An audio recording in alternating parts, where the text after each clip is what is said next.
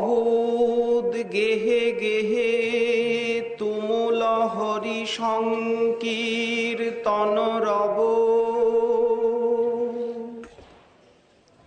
বভৌ দেহে দেহে বিপুল পুলকাশ্রু ব্যতিকর,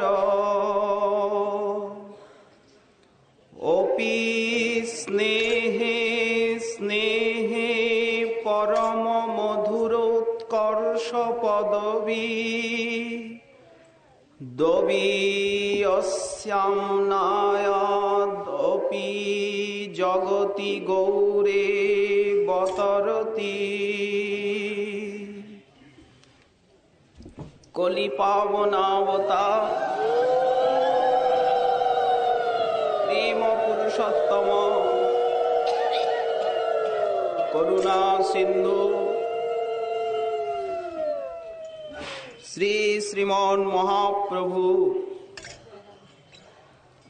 পরম অন্তরঙ্গ প্রিয় পার্ষদবর্য বৃন্দারণ্য নিবাসী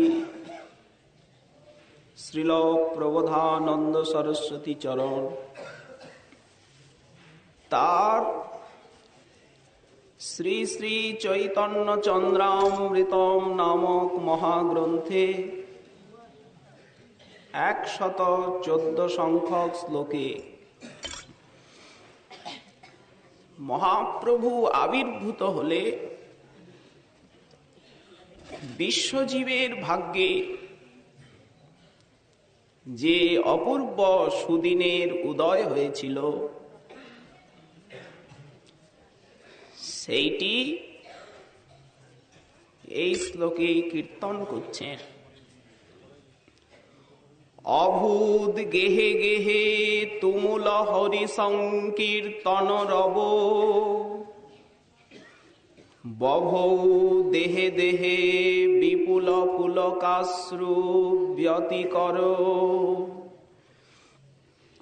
অপি স্নেহে স্নেহে পরম মধুরোৎকর্ষ পদবী দবীয়স্যাম নায়াদ অপি জগতি গৌরে বতরতি। জগতি গৌরে অবতরতি। যখন শ্রীমন মহাপ্রভু আবির্ভূত হলেন তখন গেহে গেহে তুমুল হরি সংকীর্তন রব অভূত। ঘরে ঘরে উঠল হরিনাম সংকীর্তনের রব। অপূর্ব কীর্তনধ্বনি সারা জগৎকে ছেয়ে ফেলল। প্রতিধ্বনি গৃহগুলি তো কীর্তন মুখর হলই, শুধু তাই নয়, আকাশে বাতাসে সাগরে ভূধরে সেই ভুবনমঙ্গল হরিনামের শব্দ ভেসে আসতে লাগলো তরঙ্গে তরঙ্গে, ছন্দে ছন্দে। আর কি হলো? দেহে দেহে বিপুল পুলকাশ্রু ব্যতিকর। সবাই সংকীর্তনে নৃত্য করছেন, কেউ স্থির নয়। বৃক্ষ লতা আকাশ বাতাস নদী সাগর স্থাবর জঙ্গম বিশ্বের প্রতিটি রেণু কণা সবাই আনন্দে নেচে উঠল। দেহে দেহে পুলক। এমন ব্যক্তি ছিলেন না যে যার দেহে পুলক নেই। নয়নে দরবিগলিত অশ্রু, হৃদয় গলে গিয়ে নয়ন দ্বার দিয়ে প্রবাহিত হতে লাগলো। রসে ভরে গেছে হৃদয় কলসি। কানাবে পড়ে না কলসি ভরলে জল। নয়নদ্বার দিয়ে সেই প্রেমের অভিব্যক্তি হলো। শুধু তাই নয়, আনন্দ প্রেম বাড়তে বাড়তে বাড়তে বাড়তে চরম সীমাকে প্রাপ্ত হল।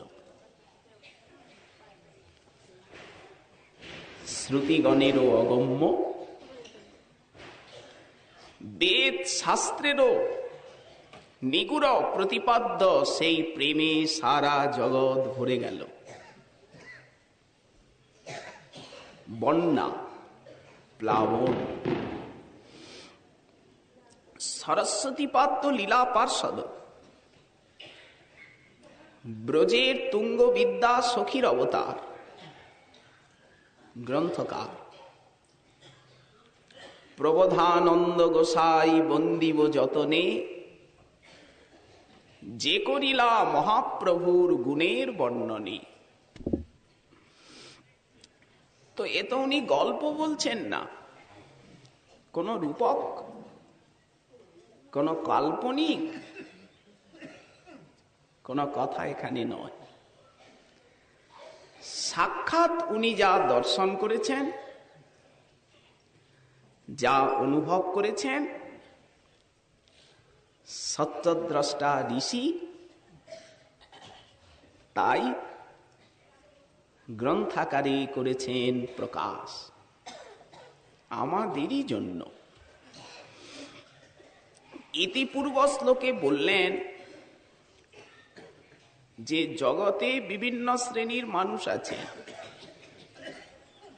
প্রথমে বিষয়ী, তারা গৌরাঙ্গের কৃপায় বিষয় ভুলে গেলেন, ভক্তিরসে ডুবলেন। কারণ দিনের প্রতি তার অধিক দয়া। দৃষ্টান্ত কোথায়? রূপ সনাতন, রঘুনাথ, প্রতাপরুদ্র, রামরায়, শিবানন্দ সেন, গোপীনাথ পট্টনায়ক, এরা মহাপ্রভুর ধনী ভক্ত। রাজা প্রতাপরুদ্র, কিন্তু যেদিন সার্বভৌম ভট্টাচার্যের মুখে প্রভুর কথা শুনলেন, আমাকে দেখাবেন, বললেন রাজন তিনি এখন দক্ষিণ ভ্রমণে গেছেন, অপূর্ব সন্ন্যাসী, নদিয়া। শোনা মাত্র কেমন যেন দুর্বার আকর্ষণ। এমনই হয়,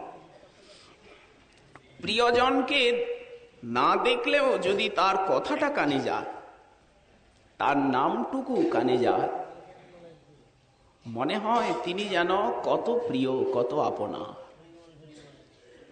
কত যেন আপনজন। তাই হলো পাগল পাড়া। প্রভু দক্ষিণ ভ্রমণ করে এলেন, কত অনুরোধ, কত উপরোধ।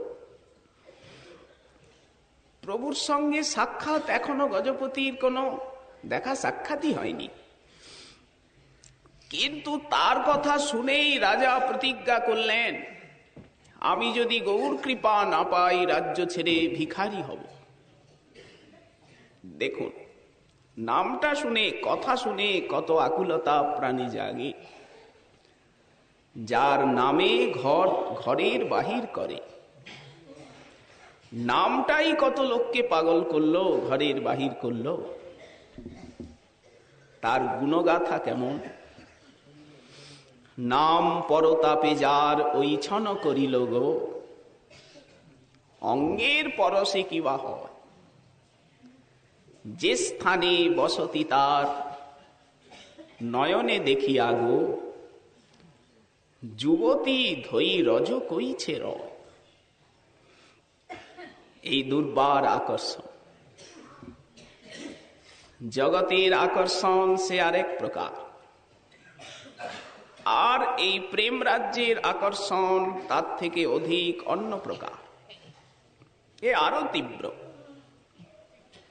মোরে যদি কৃপা নাহি করিবেন গৌরহরি, রাজ্য ছাড়ি প্রাণ দিব আমি হইব ভিখারি। একজন রাজার মুখেই কথা। গোস্বামী সনাতন একবার মাত্র অতি অল্প সময়ের জন্য মহাপ্রভুর সাক্ষাৎকার পেলেন সেই রামকেলি গ্রামে। রাত্রিকাল, অতি অল্প ছোট্ট সাক্ষাৎকার, সংক্ষিপ্ত বার্তা। দেখেই মহাপ্রভু বললেন, ওহে দবির খাস সাকর মল্লিক, তোমরা দুই ভাই মোর পুরাতন দাস। দেখা মাত্র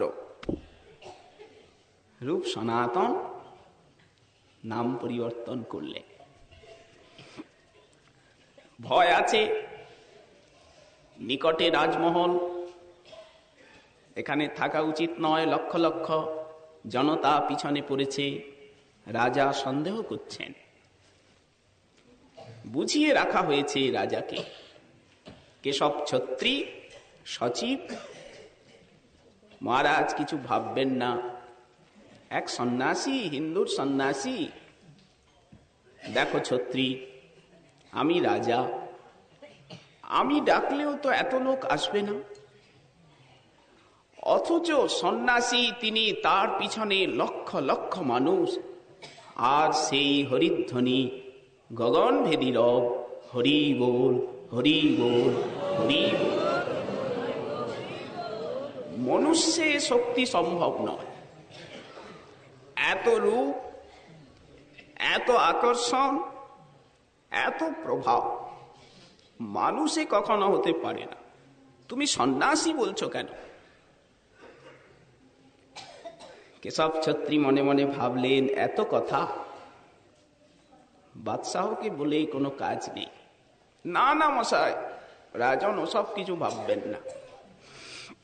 গোপনে গোপনে রাত্রে প্রভুকে সমাচার পাঠিয়ে দেওয়া হলো, প্রভু, দুষ্ট রাজা হিন্দুর দেশী, নগর আপনাকে পেয়ে পাগল, রাজা সামলাতে পাচ্ছেন না জনতার চাপ, সন্দেহ করছেন ইনি রাজদ্রোহী মনে হয়।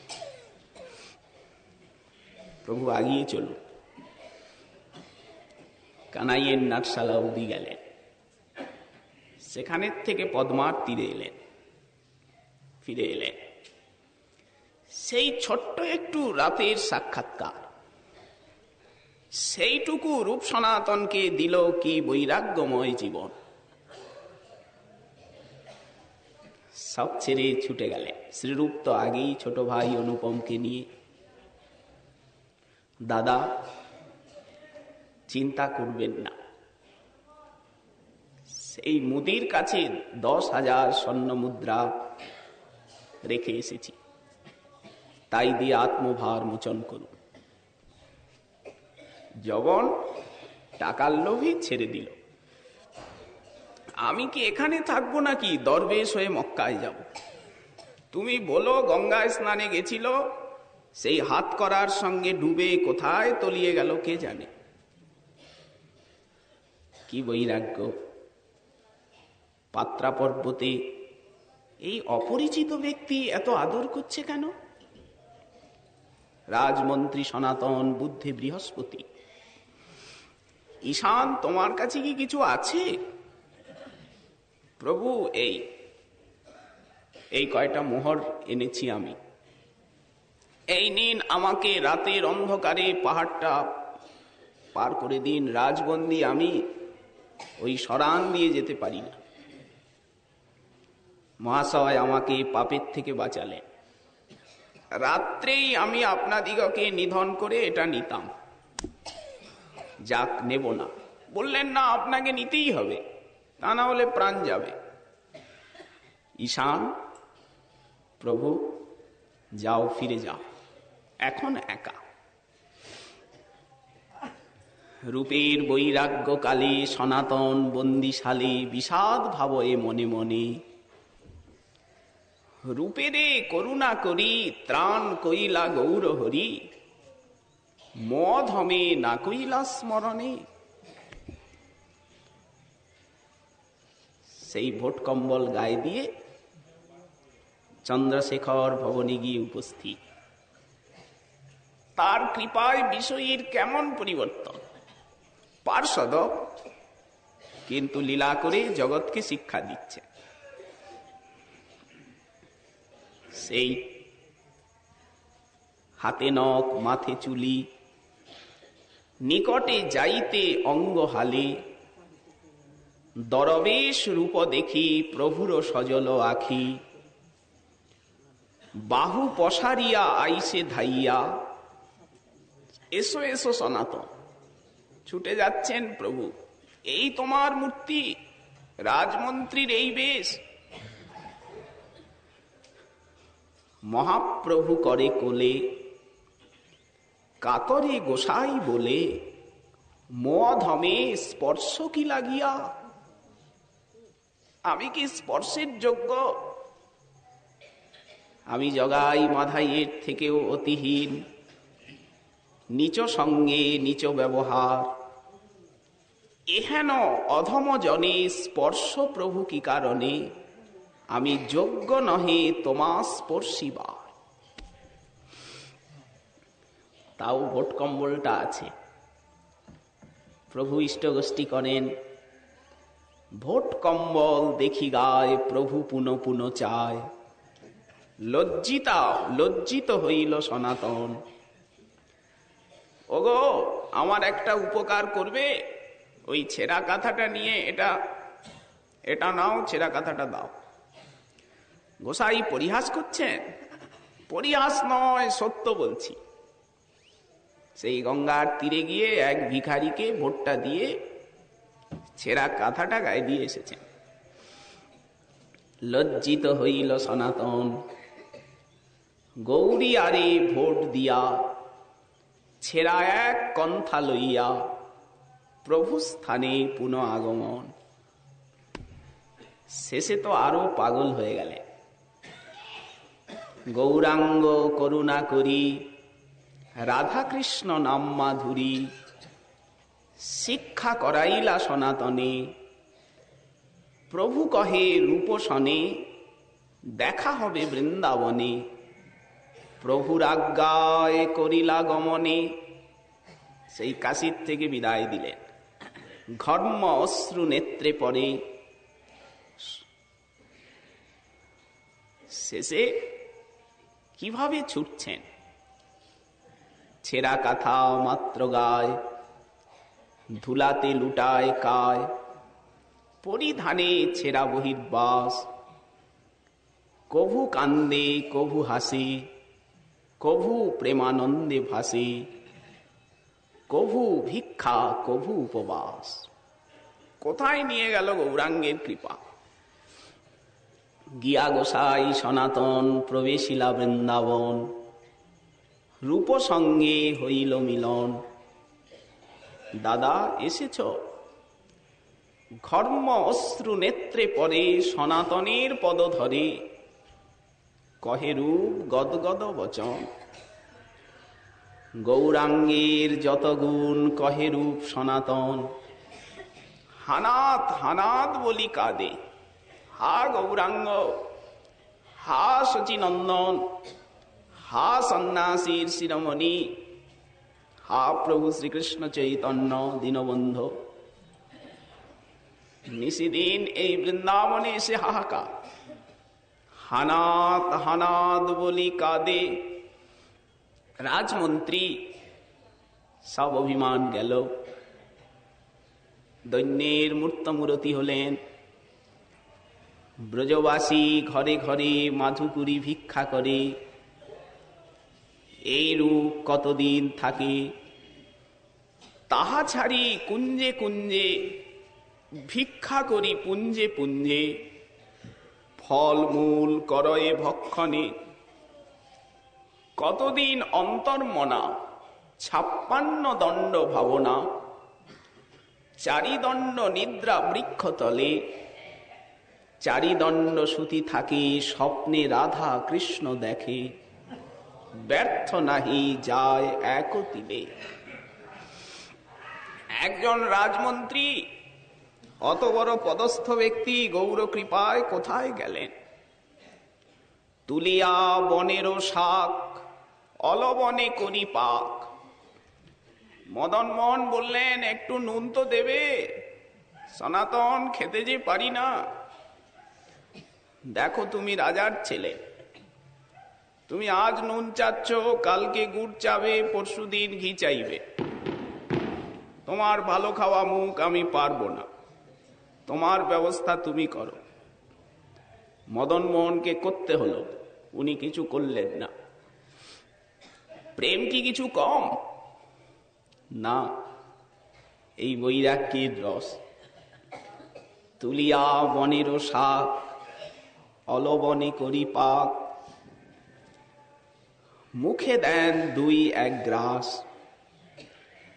ছাড়ি ভোগ বিলাস, তরুতলে কইলা বাস।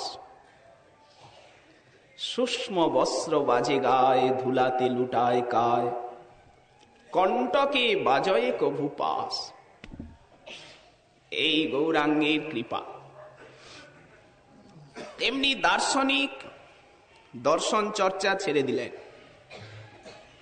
আপদ গেল। সার্বভৌম ভট্টাচার্য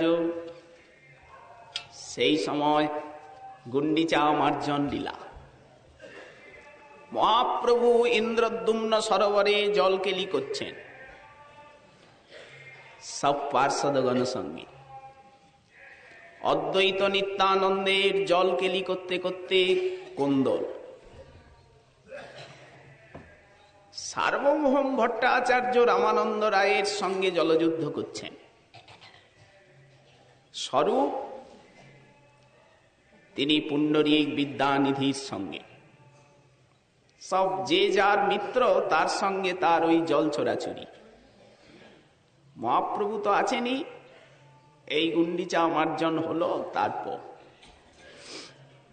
মহাপ্রভু সেই চাঞ্চল্য দেখে হাসছেন। ভট্টাচার্য এত বড় বিদ্বান, আর রামানন্দ রায় তিনি রাজ্যপাল অন্ধ্রের।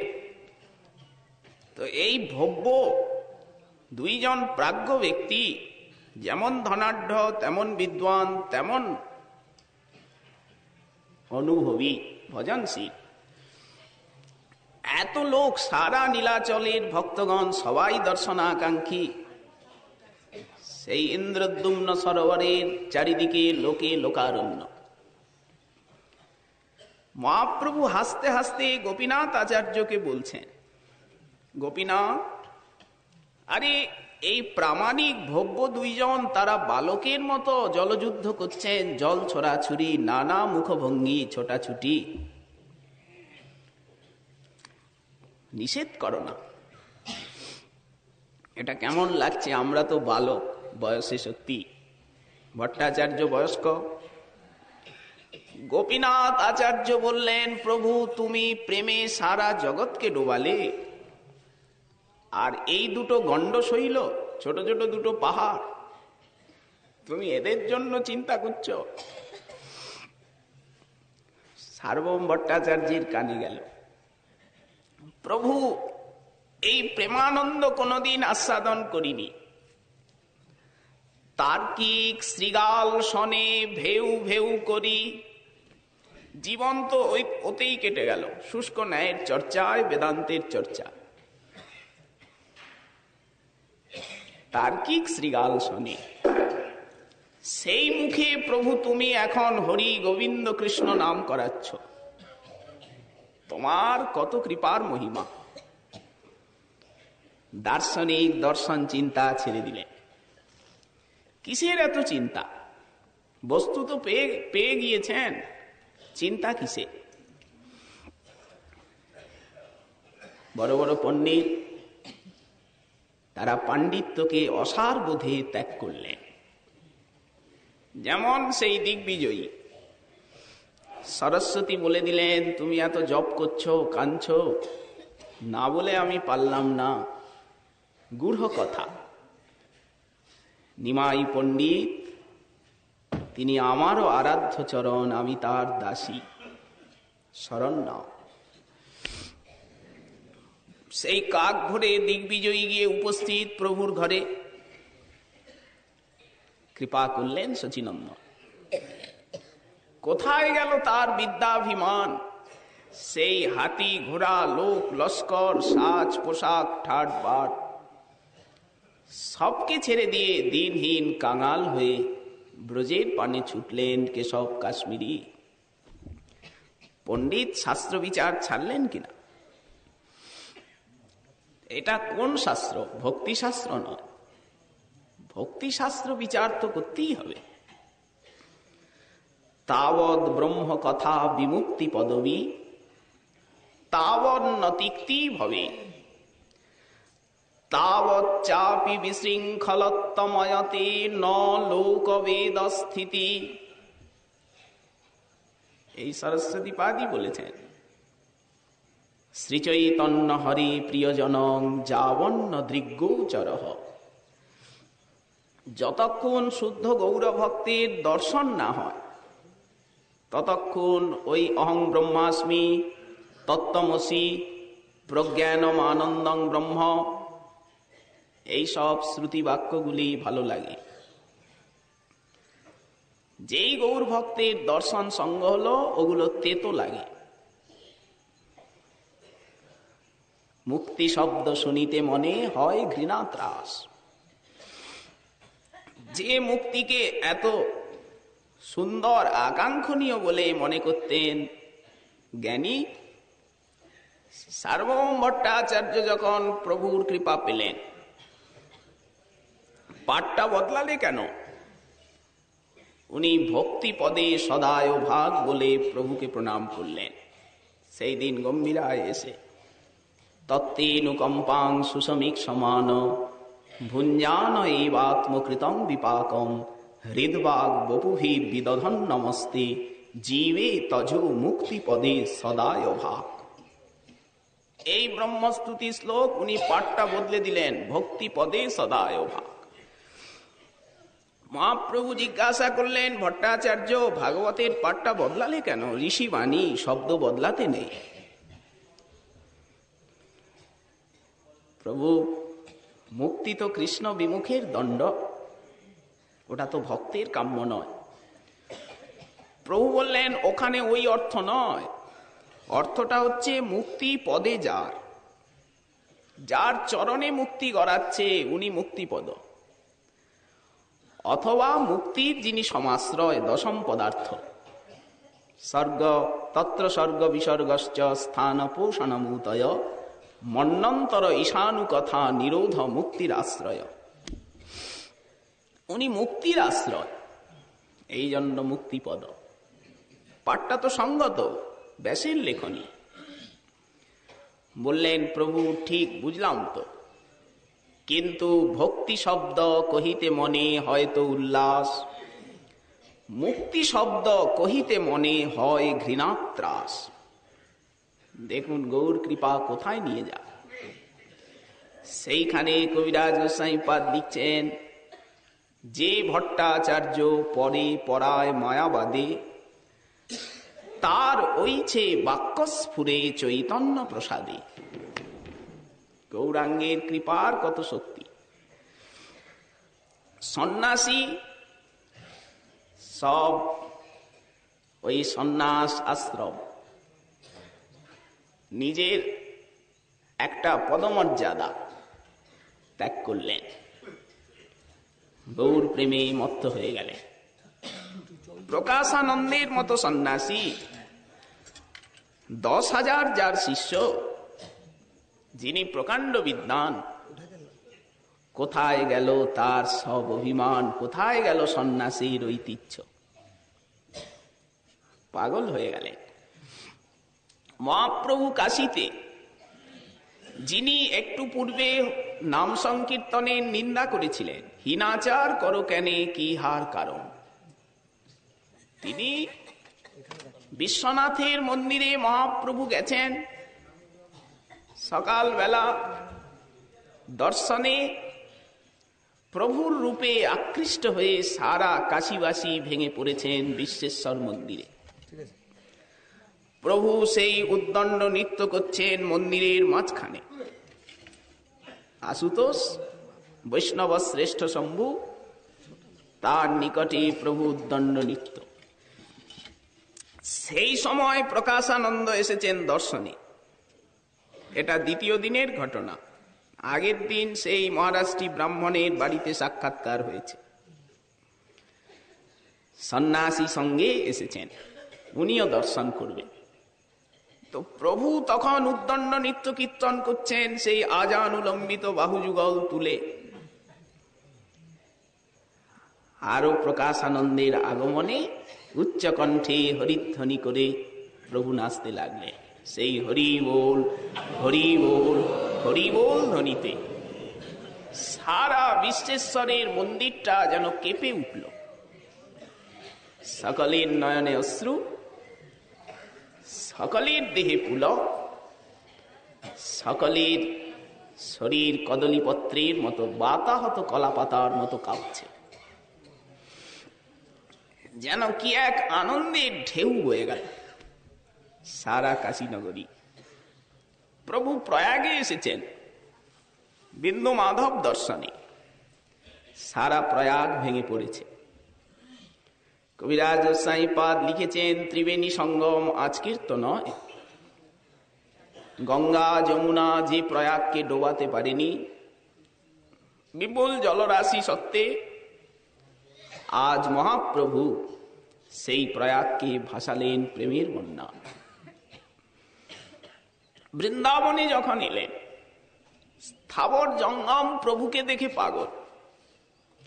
হরিণগুলি প্রভুর সঙ্গে সঙ্গে চলেছে, ময়ূরগুলি। প্রভু সেই ময়ূরকে ধরে আর ময়ূরের কণ্ঠটা দেখছেন, কৃষ্ণের মতো ময়ূরের কণ্ঠটা। এই পাখিগুলো পিছনে পিছনে উড়ে উড়ে চলেছে। বৃক্ষলতা যেন পথকে অবরোধ করছে, যেও না, যেও না। যখন রাধাকুণ্ডে এলেন, এই স্থানে বসলেন, ব্রজবাসীগণ ছুটে এলেন। নাম জানি না, গৌর বরণ এক অপরূপ সন্ন্যাসী এসেছেন আমাদের গ্রামে। বিদ্যুতের মতো রাষ্ট্র হলো। ওগো ব্রজরাজ কিশোরের মতো অমনি গো তার মুখের হাসি, অমনি চাহনি, অমনি হাসি। নাম জানি না, গৌর বরণ এক অপরূপ সন্ন্যাসী। সে কাঁদে কেন?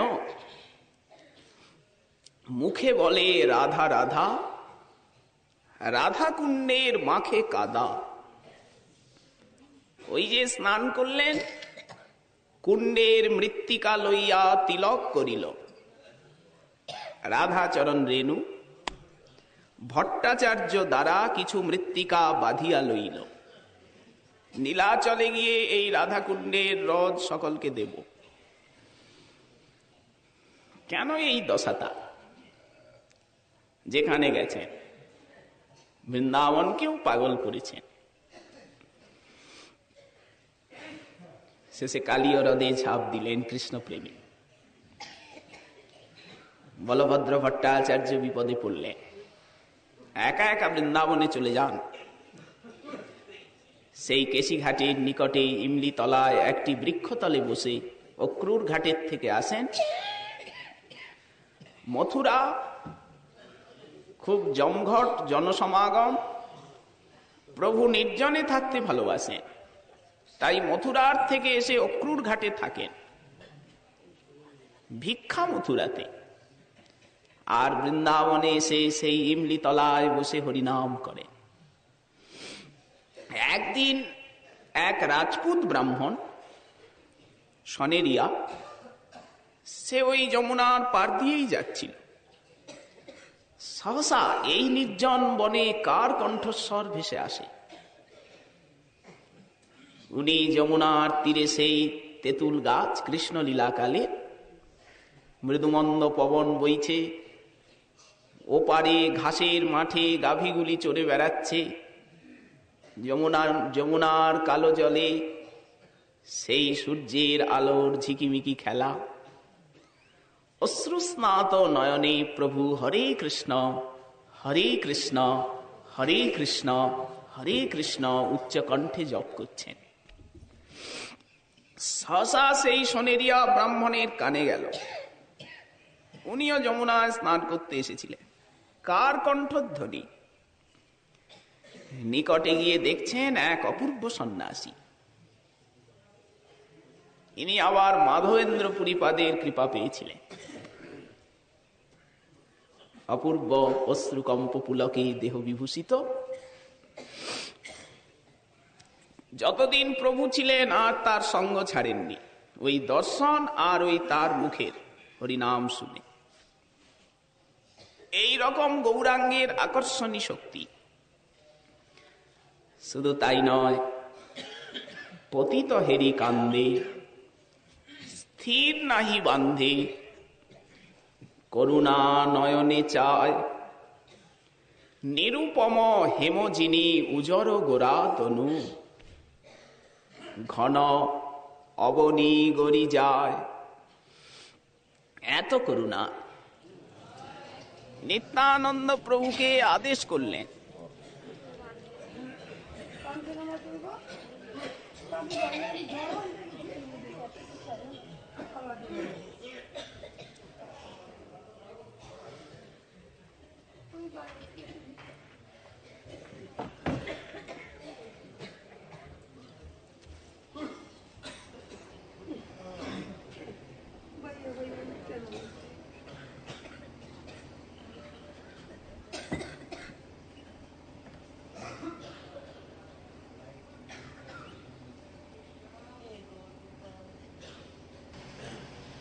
এই শ্লোকে সরস্বতী পাদ যা বলছেন তার আস্বাদন অতি অপূর্ব। উনি বলছেন যে জগতি গৌর অবতরতি, মহাপ্রভু যখন আবির্ভূত হলেন তখন গেহে গেহে গৃহে গৃহে তুমুল হরি সংকীর্তন রব, ঘরে ঘরে ঘরে ঘরে উঠেছিল বিপুল হরি সংকীর্তনের রব। প্রমাণ কোথায়? সমস্ত ঘরগুলি হয়েছিল হরি সংকীর্তন ভূমি। এটা তো গোড়ার থেকেই আমরা দেখতে পাই। মহাপ্রভু যখন গয়ার থেকে এলেন,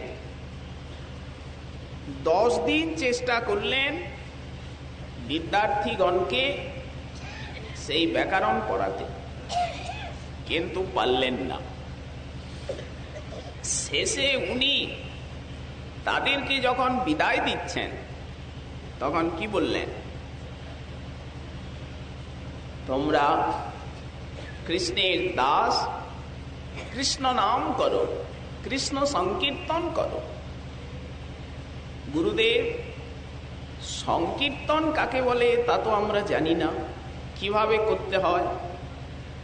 গয়ার থেকে এসেছেন তারপরেরই ঘটনা।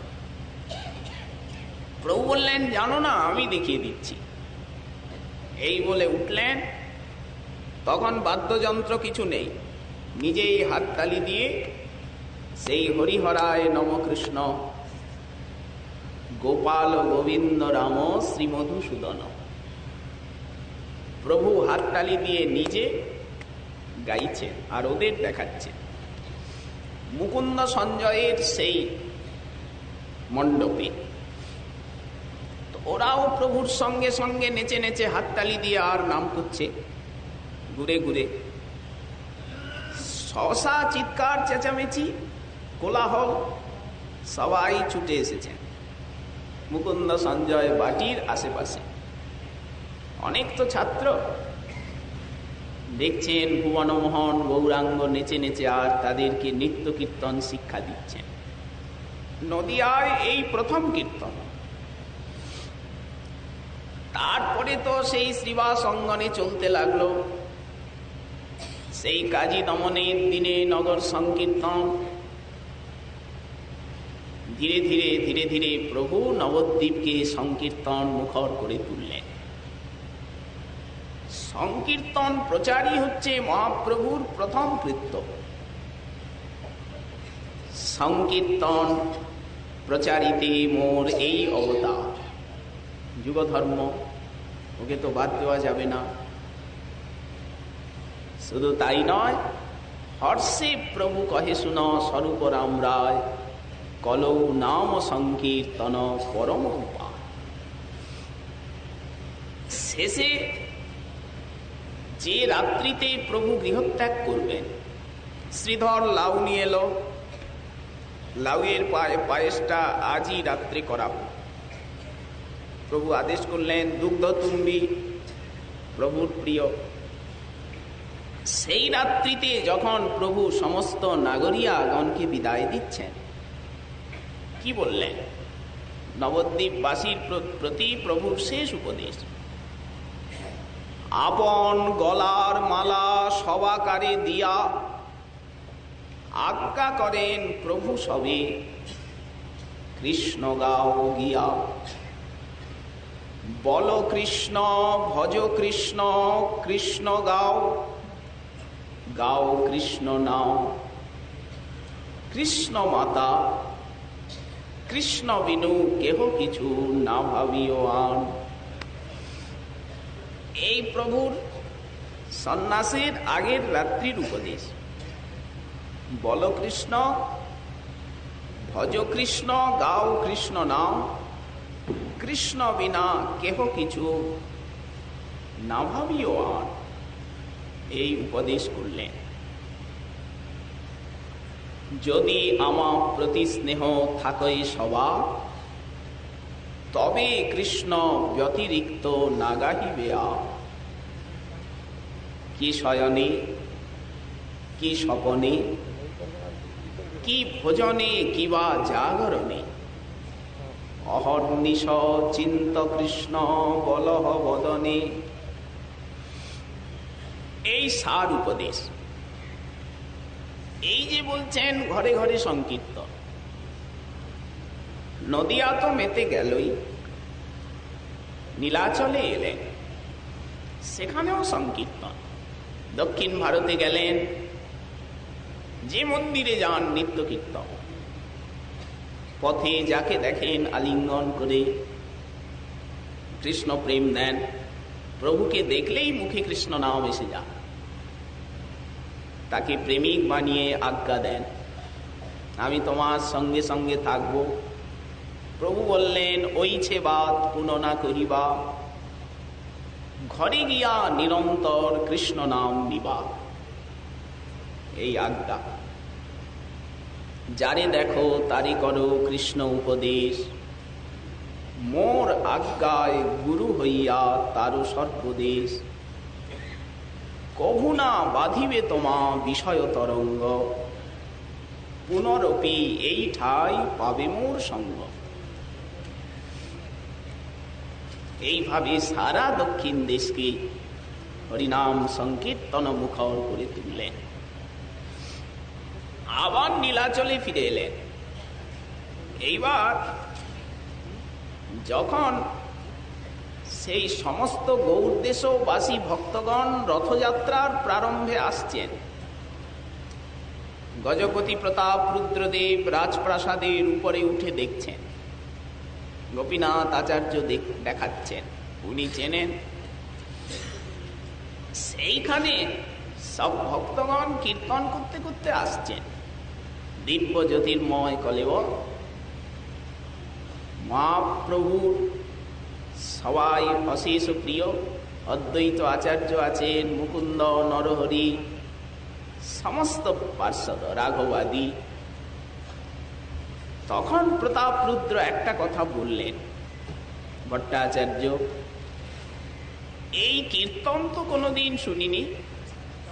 এমন নৃত্য, এমন আবেশ, এমন অশ্রু, আর এমন মন প্রাণকে আকর্ষণ করে সুর, কোনোদিন তো দেখিনি আমাদের এই নীলাচলে। বহু বৈষ্ণব তো আসেন জগন্নাথ দর্শনে। তখন এক কথায় গোপীনাথ ভট্টাচার্য উভয়ই বললেন, চৈতন্যের সৃষ্ট এই নাম সংকীর্তন রাজন কোথার থেকে দেখবেন আর শুনবেন এই কীর্তন? এটা মহাপ্রভুর সৃষ্ট এই মধুর হরিনাম সংকীর্তন। তারপরে রথাগ্র নর্তনে যে সংকীর্তনের বন্যা বয়ে গেল নীলাচলের উপর দিয়ে, 7 সম্প্রদায়ে বাজে 14 মাদল, যার ধ্বনি শুনি বৈষ্ণব হইল পাগল, বৈষ্ণবের ঘটা মেঘে হইল বাদল, সংকীর্তনামৃত সহ বর্ষে নেত্র জল। এই একবার হলো কি, সারা জগৎ কৃষ্ণ নাম কীর্তনে মেতে গেছে। এই যে এখানে বলছেন, গেহে গেহে বিপুল হরিসংকীর্তন রব। অদ্বৈত আচার্য প্রভু এবারকার রথযাত্রাতেও সমস্ত গৌড়দেশের ভক্ত উপস্থিত। সহসা আচার্য প্রভুর মনে একটা চিন্তা এলো, উনি সেটা প্রকাশ করে ফেললেন নির্জনে ভক্তগণের কাছে। ভক্তগণ, কৃষ্ণ নামে তো জগৎ মাতল, কিন্তু আমরা এতদিন গৌর নাম করতে পারিনি মহাপ্রভুর ভয়ে। এইবার আমরা প্রকাশ্যে নীলাচলের রাজপথে গৌর নাম কীর্তন করব। প্রভু যদি নিষেধ করেন, বললেন ওনার নিষেধ শুনবো না, করুন। কি গাওয়া হবে? অদ্বৈত আচার্য প্রভু পদ বানালেন, আমি গাইব, সামনে আগে থাকব। সেদিন সকালবেলা আর কৃষ্ণ নাম কীর্তন নয়, সকল বৈষ্ণবগণ একত্রিত হয়ে গৌর নাম কীর্তন করতে করতে নীলাচলের পথে বেরিয়েছে। নিত্যানন্দ প্রভু সামনে নৃত্য করছেন, পাশে অদ্বৈত আচার্য প্রভু হেলে দুলে। যখন গম্ভীরার কাছে এলেন, মহাপ্রভু ভাবলেন আজ সকাল সকাল এত কীর্তনের ধ্বনি, কই আমি তো কিছু জানি না। তাড়াতাড়ি উনি ছুটে বেরিয়ে আর যোগ দিতে যাবেন, গেলেন। সঙ্গে সঙ্গে শুনতে পেলেন, ওহো, আমার নাম কীর্তন করছে। রাগে গর গর হয়ে গম্ভীরায় এসে আর শুয়ে পড়লেন। অদ্বৈত আচার্য প্রভু বললেন, উনি রাগুন, যাই করুন, আমরা গৌর নাম কীর্তন করবই। সারা জগন্নাথের মন্দিরের চারিদিকে ঘুরে সেই অপূর্ব নব অবতারের কথা, নবনাম সংকীর্তনের সমাচার শুনে নীলাচলবাসী যোগ দিলেন। এমনকি গজপতি প্রতাপরুদ্রদেবও সেই সংকীর্তনে এসে উপস্থিত। শেষ হলো, বাসনা পূর্ণ হলো, গম্ভীরায় সকলে এসেছেন। প্রভু শয়ন করে আছেন, ওই দিকে মুখ ফিরে, কথাবার্তা নেই। শ্রীবাস পণ্ডিত সামনে, অদ্বৈত আচার্য প্রভু এসেছেন, সবাই চুপচাপ বসে আছেন। প্রভু ওই দিকে মুখ ফিরে শুয়ে আছেন। বেশ কিছু সময় ব্যতীত হল। গোবিন্দ বলছেন, প্রভু, বৈষ্ণবগণ তোমার দর্শনাকাঙ্ক্ষায় বসে আছেন, ওঠো, দর্শন দাও। প্রভু শুয়ে আছেন, রাগে গর গর। উঠলেন, সামনেই শ্রীবাস। শ্রীবাস, তুমি তো পণ্ডিত, আজকে কি গাইলে? জগন্মঙ্গল কৃষ্ণের নাম ছেড়ে কি নাম করলে আমায় বোঝাও। তখন সূর্যের আলো এসে গম্ভীরার সেই বারান্দায় পড়েছে। শ্রীবাস হাতটা এমন করলেন। প্রভু জিজ্ঞাসা করছেন, ওটা কি ইঙ্গিত করলে? শ্রীবাস বললেন, প্রভু, সূর্যকে হাত দিয়ে ঢাকতে চেষ্টা করছি। সূর্যকে হাত দিয়ে ঢাকা যায়? তো প্রভু, আসমুদ্র হিমাচল তোমার গুণে তোমার নামে ভরে গেল, আর এখনো তুমি তোমায় ঢাকতে চেষ্টা করছো? ওটা কি সম্ভব? সহসা বাইরের থেকে কিছু যাত্রী গম্ভীরায় প্রবেশ করল। জয় শ্রীকৃষ্ণ চৈতন্য ভগবান, জয় শ্রীকৃষ্ণ চৈতন্য ভগবান, একবার দর্শন দাও প্রভু দয়াময়, আমরা বহু দূর দেশের থেকে এসেছি। শ্রীবাস বললেন, ওই দেখো, শোনো, তুমি তো আমাদের প্রতি রাগ করে শুয়ে আছো, কি জানি কি দণ্ড দেবে, ওদেরকে আমরা শিখাতে গেছি? মহাপ্রভু বললেন, শ্রীবাস তুমি মহাভাগবত, ওই আমাকে জব্দ করবার জন্য ওদের হৃদয়ে প্রেরণা দিয়ে আর তুমি আমার নাম করাচ্ছ। শ্রীবাস আত্মস্তুতি শুনে লজ্জায় মরমে মরে গেলেন। সেই দিন থেকে অদ্বৈত আচার্য প্রভু বললেন, ভক্তগণ, আজ থেকে তোমরা সকলে গৌরাঙ্গের লীলা লিখবে, গৌরাঙ্গের মহিমা লিখবে। পদ পদাবলীর সৃষ্টি সেদিন থেকে হলো। এর আগে মহাপ্রভু কিছু বলতে লিখতে দেননি। গৌর নামে, কৃষ্ণ নামে সারা গৃহগুলি সমস্ত ভরে গেল। বভৌ দেহে দেহে বিপুল পুলকাশ্রু ব্যতিকর, দেহে দেহে পুলক। প্রেম বাড়তে লাগলো, বাড়তে বাড়তে শ্রুতিগণের দুর্গম সীমাকে প্রাপ্ত করল। এই জন্যই শেষে অদ্বৈত আচার্য প্রভু বললেন, যে জন্য তোমায় ডেকে ডেকে এনেছিলাম সে বাসনা আমার পূর্ণ হলো, এইবার আমার দিক থেকে আমি বিদায় দিচ্ছি। বাউল রে কহিও লোকে হইল বাউল, বাউল রে কহিও হাটে নাবিকায় চাউল, বাউল রে কহিও কাজে নাহিক আউল, বাউল রে কহিও ইহা কহিয়াছে বাউল। চৈতন্য চন্দ্রোদয় নাটকের শেষাঙ্কে আছে, সেইবারও নীলাচলের রথযাত্রায় সবাই এসেছেন। সেই হেরা পঞ্চমীর তিথি চলে গেল, মান আস্বাদন। একদিন নির্জনে মহাপ্রভু অদ্বৈত আচার্যকে বলছেন, আচার্য কিছু চেয়ে নাও। আচার্য বললেন, প্রভু তুমি বাসনার অতীত বস্তু দিয়ে দিয়েছ, সর্বত্র হরিনাম সংকীর্তনের প্রচার হয়েছে, সর্বত্র ভক্তির প্রচার। তুমি কলিকে দমন করেছ। কৃষক যেমন ক্ষেত্রে ধান্য ছড়ায়, তেমনি তুমি রাধাভাবের বীজ বিশ্বের সর্বত্র ছড়িয়েছ। কিছু তো পাবার বাকি নেই। এখন আমাদের জ্ঞান কর্মের কথা শুনলে ঘৃণার উদয় হয়। কি চাইব? প্রভু বললেন, আমার দেওয়ার এখনো কিছু আছে। কি সেটি?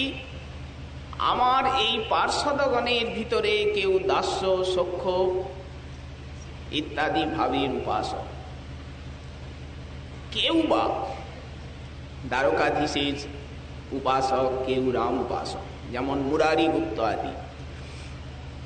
এইবার আমি তোমাদিগকে সকলকে নিয়ে গিয়ে সেই ব্রজের নিকুঞ্জে প্রেম সায়রে ডোবাবো, এই আমার আকাঙ্ক্ষা, আশা। অদ্বৈত আচার্য প্রভু বললেন, সে তোমার করুণা, কিন্তু একটা কথা, আমি যেন জন্ম জন্মান্তরে তোমার এই সমস্ত ভক্তের সঙ্গ পাই, তোমার এই গৌরলীলাতেও যেন আমরা নিত্য যোগদান করতে পারি। অর্থাৎ গৌরলীলাও তো নিত্য, আমরা শুধু ব্রজলীলা চাই না। তুমি যে আমাদিগকে ব্রজের নিকুঞ্জে নিয়ে গিয়ে সেবা দেবে, প্রেম রসে ডোবাবে, সে তো আমাদের মহাভাগ্য। কিন্তু আমরা তোমার এই গৌরলীলাও চাই, তোমার এই ভক্তগণেরও সঙ্গ চাই। মহাপ্রভু বললেন, তথাস্তু। এই অপূর্ব কৃপা শেষে নিত্যানন্দ প্রভুকে তো ঢালা আদেশ করে দিলেন, কেউ যেন বঞ্চিত না হয়।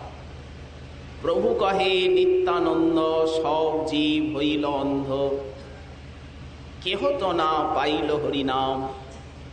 জগৎ ভেসে যাচ্ছে, তথাপি প্রভুর আক্ষেপ বাণী, কেহ তো না পাইল হরিনাম। এক নিবেদন তোরে নয়নে দেখিবে যারে, তুমি কৃপা করি লওয়াইবে না। কৃত পাপী দুরাচার পতিত পাষণ্যী আর কেহ যেন বঞ্চিত না হয়। সমন বলিয়া ভয় জীবে যেন নাহি রয়, সুখে যেন হরিনাম লয়। নাম সংকীর্তন রসে তুমি ভাসাইও গৌর দেশে, পূর্ণ করো সবাকার আস। হেন কৃপা অবতারে উদ্ধার নহিল যারে, কি করিবে বলরাম দাস। এই জন্য কলিযুগের জীবের নিস্তারের একমাত্র উপায় শ্রী গৌরাঙ্গ। তিনি একাধারে সাধু, একাধারে গুরু, একাধারে স্বয়ং ভগবান, নিজেই আস্বাদক, নিজেই প্রচারক। এই হেতু জগদানন্দ পণ্ডিত কি বললেন? কলিযুগে সাধু পাওয়া কষ্ট জানিয়া শুদ্ধ ভক্তির সিদ্ধান্ত কে শোনাবে? কলিযুগে সাধু পাওয়া তো কষ্টই, সে অভাব মহাপ্রভু রাখেননি। সাধু সঙ্গ চান, মহাপ্রভু অভাব রাখেননি। কলিযুগে সাধু পাওয়া কষ্ট জানিয়া সাধু গুরু রূপে গোরা আইলা নদিয়া। গোরাপদ আশ্রয় কর বুদ্ধিমান, গোরা বই সাধু গুরু কেবা আছে আন।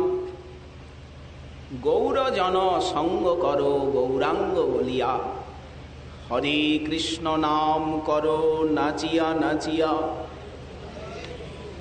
অচিরে পাইবে ভাই প্রেম মহাধন, যাহা বিলাইতে প্রভুর নদে আগমন। শেষেও উপদেশ করলেন নাম সংকীর্তন, শিক্ষাষ্টম, চেত দর্পণ মার্জন। প্রভুর চরম অন্তিম উপদেশ, নাম সংকীর্তন হইতে পাপ সংসার নাশন, চিত্ত শুদ্ধি সর্বভক্তি সাধন উদ্গম। এই শেষে কৃষ্ণ প্রাপ্তি সেবানন্দ সমুদ্রে মজ্জন। এই অদ্ভুত গৌরলীলা। এই জন্য গৌরাঙ্গের চরণ আশ্রয়, গৌর ভক্তের সঙ্গ, নিশিদিন গৌর গোবিন্দের নাম রূপ গুণলীলার অভ্যাস, শ্রবণ কীর্তন, এই আমাদের সাধনা। সেই ঠাকুর মহাশয়ের বাণী, গৃহে বা বনেতে থাকে হা গৌরাঙ্গ বলি ডাকে, নরোত্তম মাগে তার সঙ্গ। মহাপ্রভুর অহেতুকী কৃপায় আমরা এই এক মাস যাবৎ আপনাদের মতো গৌরগত প্রাণ, ভারতবর্ষের বিভিন্ন স্থান থেকে সমাগত শুদ্ধ ভক্তগণের সঙ্গ আমরা পেলাম। আপনাদের শুভাগমনে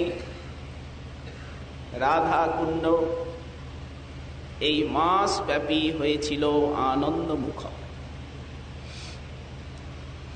আমরা এখানে সবসময়তেই থাকি, কিন্তু থাকলে হবে কি? এই আপনাদের দর্শনে, আপনাদের সঙ্গে যে আনন্দ আমরা পেলাম, ওটা সারা বছর পাই না। এই জন্য ওই খেয়ে ঘুমিয়ে সময়গুলো অলসতার সঙ্গে কাটাতে হয়। আপনারা এসে জাগিয়ে তোলেন আমাদিগকে, রাধা কুণ্ডকে শ্রবণ কীর্তনে করে তোলেন মুখরিত। এটা তো আপনাদেরই আগমনের প্রভাব। এই কথা সত্য কিনা আপনারা অন্য সময় রাধাকুণ্ডে এসে দেখবেন যে এই আনন্দ, এই হরি কথা, এই সাধুসঙ্গ বছরের অন্য সময় পাওয়া যায় না। আমরা অন্ধকারে ডুবে থাকি। অতএব আপনাদের শুভাগমন আমরা এইভাবে প্রতি বৎসর কামনা করি। আপনারা আবার উপস্থিত হয়ে এই প্রকার আমাদিগের শ্রবণ কীর্তন সৌভাগ্য দানে আনন্দ বর্ধন করুন, রাধাকুণ্ডকে অলঙ্কৃত করুন। এইটি আপনাদের চরণে বিশেষভাবে নিবেদন রইল। তারপরে যিনি এত সুন্দর ব্যবস্থা করে বিশাল ব্যয় করে আর আমাদিগের এই আনন্দ বর্ধনে সহায়তা করেছেন, কারণ ব্যয়সাধ্য ব্যাপার সব কিছুই, সেই পরম মাননীয় মনোরঞ্জন বণিক মহোদয়কে আপনারা সকলেই কৃপাশীর্বাদ করুন। তিনি এই প্রকার হরিগুরু বৈষ্ণবের সেবা করে জীবন জনমকে ধন্য করুন। অর্থ তো অনেকেরই আছে, কিন্তু এইভাবে সেবা করবার সৌভাগ্য কজনের হয়। তিনি ধন্য যে এইভাবে তিনি আপনাদের সেবার সৌভাগ্য পেয়েছেন। তারপরে সমুপস্থিত ব্রজমণ্ডল, গৌরমণ্ডল এবং ক্ষেত্রমণ্ডলের থেকে সমাগত বৈষ্ণববৃন্দ, মাতৃমণ্ডলী, প্রভু সন্তানগণ, আমি সকলের চরণে অশেষ দণ্ডবত প্রণতি জ্ঞাপন করি। গৌর কথা বলবার মতো ক্ষমতা বা যোগ্যতা আমার নেই। একমাত্র শ্রী শ্রী গুরুদেবের আজ্ঞা, আশীর্বাদ সম্বল করে আপনাদের সামনে বসবার দৃষ্টতা করেছি। শ্রী গুরুদেবের চরণ চিন্তা করে বসি। তিনি যতটুকু বলান, তার শ্রীমুখে যতটুকু ওই শুনেছি শোনা বিদ্যা, সেইগুলি পাখির মতো আউড়ে যায়। ভালো লাগে কি না লাগে, ভুল ত্রুটি হয় কি না তাও বুঝতে পারি না। যদি আপনারা আমার এই সেই বালকের অস্পষ্ট অশুদ্ধ ভাষণের মতো কথায় কোনো আনন্দ পেয়ে থাকেন, তবে আমার পরমারাধ্য শ্রী শ্রী গুরুদেবের সমীপে কৃতজ্ঞতা জানাবেন। আর যদি ভুল ত্রুটি বশত, আমার স্বভাব বশত, আমার আচরণে, কথাবার্তায়, ব্যবহারে কোনো দুঃখ পেয়ে থাকেন, তার জন্য আমি ক্ষমা ভিক্ষা করছি। আপনারা ভুল ত্রুটি সংশোধন করে আপনাদেরই প্রভুর কথা আপনারা শ্রবণ করলেন, সকলে মিলে আশীর্বাদ করুন যেন এইভাবে গৌর গোবিন্দের কথা বলে আপনাদের সেবা করতে পারি।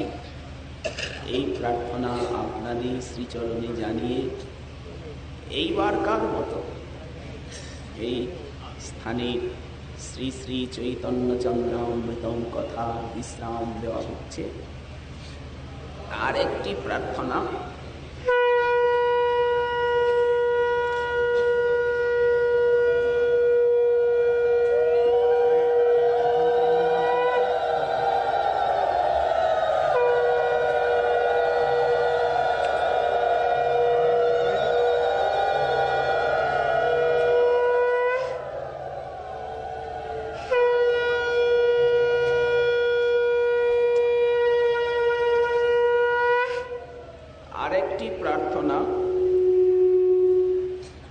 আপনাদের কাছে মালদার গোস্বামীজি জানাচ্ছেন, ওনার গোড়াধাম কলোনিতে যে ভজন কুঠির শ্রীনিতাই কুঞ্জ, প্রতি বৎসরই উনি একটি বাৎসরিক অনুষ্ঠান করেন। তো এই পূর্ণিমার পরে যে সোমবার দ্বিতীয়ার থেকে সেখানে 3 দিন হরিকথা হবেন, তারপরে নাম সংকীর্তন যজ্ঞ, তারপরে যারা বৈষ্ণব সেবা, আপনারা যারা যারা থাকবেন পাঠে কীর্তনে এবং মহাপ্রসাদ সেবায় যোগদান করবেন, এই প্রার্থনাটিও উনি আপনাদের কাছে জানিয়ে রাখলেন। নিতাই গৌর